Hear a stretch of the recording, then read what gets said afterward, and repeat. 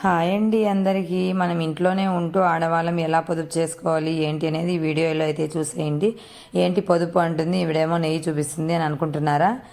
కాదండో, ఈ నెయ్యితోనే మనము కొంచెం సేవింగ్స్ అయితే చేసుకోవచ్చు. అది ఎలా అనేది ఇప్పుడు చూసేద్దాం, ఓకేనా? మనము డైలీ పాలు తీసుకుంటూ ఉంటాం కదండి ఇంట్లో.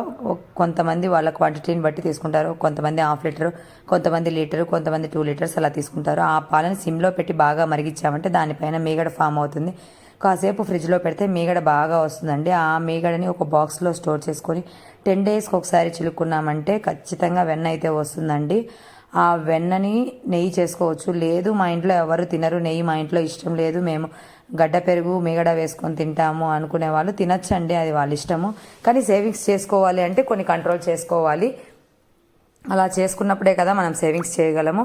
మీరు అంతగా మీగడ తినాలనుకుంటే ఒక 10 డేస్ తినండి, 20 డేస్ అయితే ఇలా సేవ్ చేసుకోండి.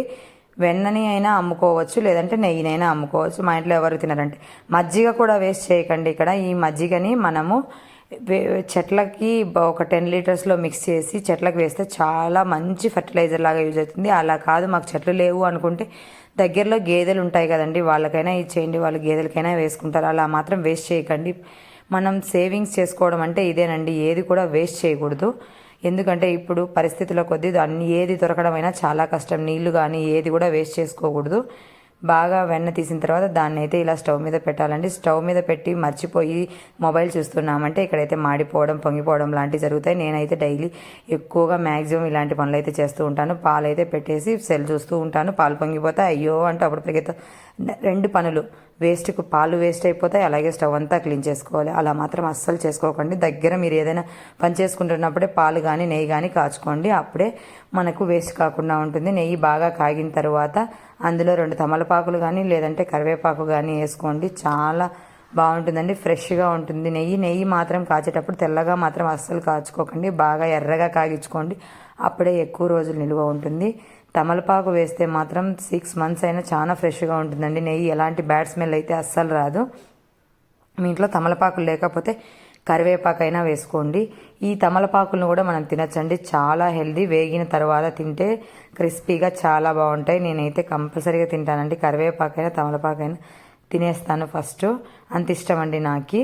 నెయ్యి బాగా కాగిన తర్వాత చల్లారిన వెంటనే దాన్ని వడగట్టుకొని స్టోర్ చేసుకున్నారు అంటే చాలా బాగుంటుంది. ఇది ఆవకాయలు వేసుకోవడానికైనా, పులగం పచ్చళ్ళకైనా, లేదు శనక్కాయల పొడిలేకైనా మా పిల్లలు ఇంట్లో చాలా ఇష్టంగా తింటారండి. ఇదే అండి మనం చేసుకునే సేవింగ్. ఏంటంటే ఇదే నెయ్యి బయట కొనాలి అంటే 300 గ్రామ్స్ 400 గ్రామ్స్ కొనాలంటే మినిమం 350 రూపీస్ ఉంటుందండి. అదే 350 రూపీస్ మనం ఇంట్లో సేవ్ చేసినట్టే కదండి. నాకైతే మినిమం 350 నుండి 400 గ్రామ్స్ నెయ్యి అయితే వస్తుందండి. నేనైతే అలాగే సేవ్ చేసుకుంటున్నాను. నచ్చితే మీరు కూడా ఇలాగే ట్రై చేసి ఫాలో అయిపోండి ఫ్రెండ్స్, ఓకేనా? నా ఛానల్ని ఫస్ట్ టైం చూస్తున్నారంటే ఖచ్చితంగా నా ఛానల్ని అయితే ఫాలో అయిపోండి. నేను ఇలాంటి మంచి మంచి టిప్స్ వీడియోస్ అయితే అప్లోడ్ చేస్తూ ఉంటాను ఫ్రెండ్స్, ఓకేనా? మరి బాయ్.